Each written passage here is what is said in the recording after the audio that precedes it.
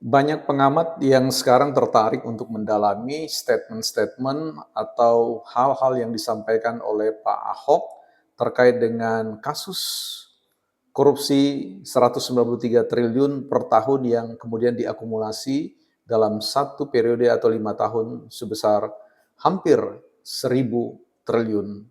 Dan beliau kemudian menyampaikan itu secara terbuka dengan gayanya yang khas. Namun sayang sekali bahwa apa yang kemudian ingin dicapai oleh Pak Ahok ternyata kontraproduktif. Banyak pihak yang kemudian mempertanyakan niatan, karena bagaimanapun juga Pak Ahok adalah bagian yang tidak terpisah dari Pertamina itu sendiri.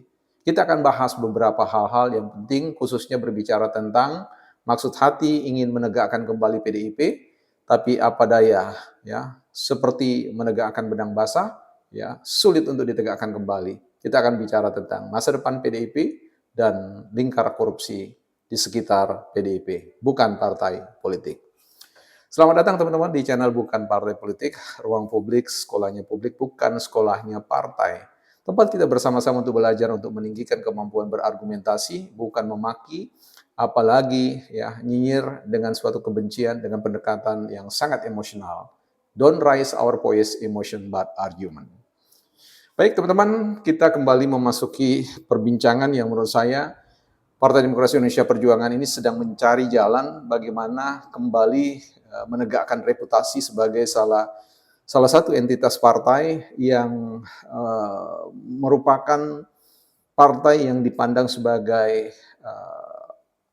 partai yang membela apa yang disebut dengan wong cilik, ya. Dan kita tahu bahwa selama 10 tahun di era kepemimpinan Pak Jokowi, kecuali di akhir masa kepemimpinan Pak Jokowi, memang partai ini berjaya sebagai suatu partai penguasa. Ya, dan tentu kita tahu bahwa dengan dinamika konflik internal menjadikan kemudian partai ini harus menelan pil pahit, ya, berada pada sebut saja suatu penurunan yang sangat drastis yang menghancurkan kredibilitas PDIP sebagai partai penguasa. Dan hari ini ya kita tahu bahwa apakah nasib sial atau apapun, bagaimanapun juga Hasto, Sekretaris Jenderal Partai Demokrasi Indonesia Perjuangan, merupakan simbol kedikdayaan atau keperkasaan PDIP yang sudah tidak perkasa lagi dan ambruk. Maksud hati ingin menghajar habis-habisan Pak Jokowi, tetapi pada akhirnya menepuk air di dulang terpercik muka sendiri. Artinya harus menanggung pil pahit bahwa Sekretaris Jenderal Partai Indonesia Perjuangan sebagai simbol perjuangan partai atau kedikdayaan partai harus kemudian berurusan dengan Komisi Pemberantasan Korupsi. Ini menjadi sesuatu hal yang kemudian menjadi satu pertanyaan bagi kita sekalian bahwa ada apa dengan Partai Demokrasi Indonesia Perjuangan, karena beberapa waktu yang lalu kita lihat bahwa ada banyak sekali berita, ya cukup banyak berita yang kemudian mengatakan, menyampaikan tentang kader-kader mereka yang korupsi. Artinya ini adalah suatu jualan yang kemudian sudah tidak laku lagi bagi Partai Demokrasi Indonesia Perjuangan ketika mempromosikan sebagai partai wong cilik, partai yang memproteksi kepentingan wong cilik. Nah, bagaimanapun juga para elit-elitnya terjerat dengan kasus-kasus yang sebenarnya kita sebut sebagai extraordinary crime, ya, kejahatan yang luar biasa. Dan ini sangat memukul atau menyakitkan bagi mereka-mereka yang setia pada persoalan partai, ya. Tapi yang menjadi soal bagi kita sekarang ini adalah mau melihat bahwa sebenarnya ada upaya-upaya yang selalu dilakukan oleh Partai Demokrasi Indonesia Perjuangan untuk membalikkan kesan bahwa yang keliru itu bukan diri mereka, bukan PDIP, tetapi oknum yang bernama Pak Jokowi. Ya, dan ini kemudian diupayakan sedemikian rupa bahwa rusaknya, gelapnya Indonesia, daruratnya Indonesia ini by design oleh Jokowi. Dan dari hari ke hari selalu dicari pilihan-pilihan atau katakanlah isu-isu yang dipandang bisa membalikkan posisi atau membalikkan keadaan, membalikkan skor, ya, skor yang baru bagi keberadaan PDIP sebagai partai yang betul-betul bersih dari segala hal.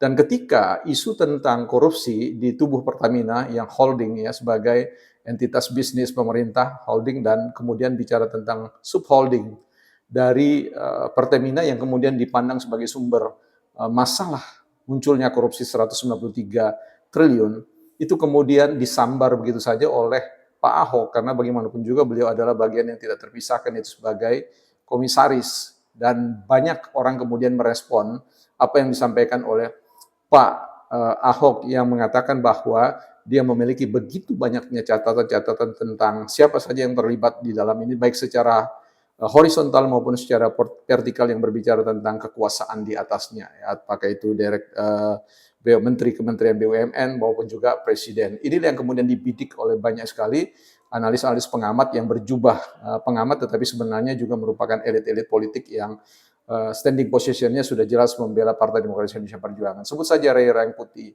ketika beliau bicara tentang perlunya untuk kemudian mengevaluasi tentang keterlibatan pada posisi sampai kepada presiden yang tentu bidikannya adalah Pak Jokowi kembali.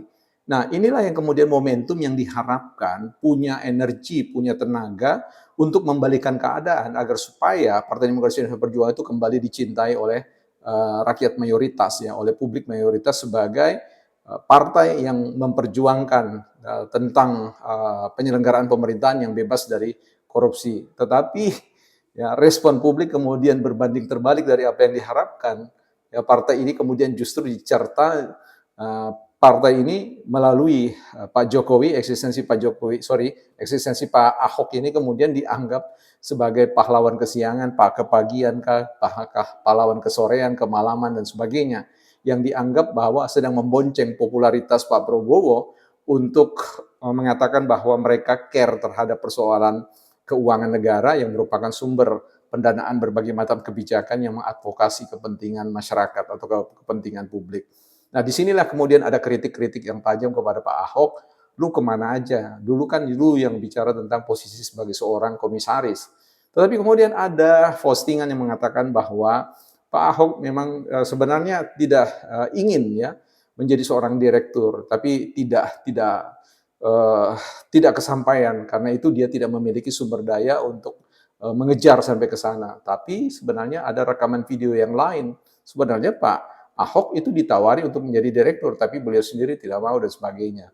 Entah mana informasi yang bisa kita pegang, tetapi bagaimanapun juga posisi sebagai seorang komisaris utama tentu adalah satu posisi yang dapat memainkan peran penting atau arti penting dalam konteks mencegah ya terjadinya kerugian bagi negara melalui entitas subholding ya dari perusahaan migas ini. Inilah yang kemudian dikejar oleh orang lain.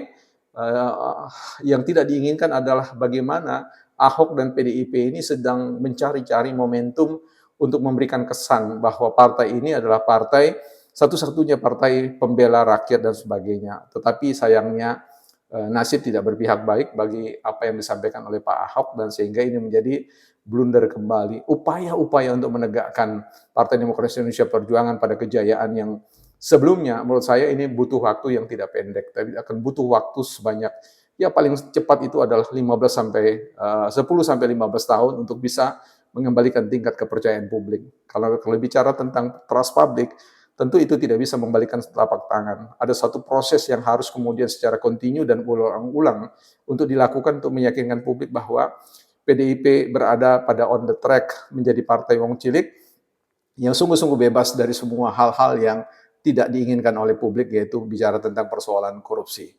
Nah, saya kira daripada terus-menerus membonceng isu dan sebagainya, jauh lebih baik secara natural, secara alami Partai Demokrasi Indonesia Perjuangan kembali kepada prinsip-prinsip dasar. Ya, apapun yang disampaikan, bagaimanapun juga simbol kemarahan, simbol tanduk, simbol moncong putih itu harus dimaknai kembali secara apa adanya.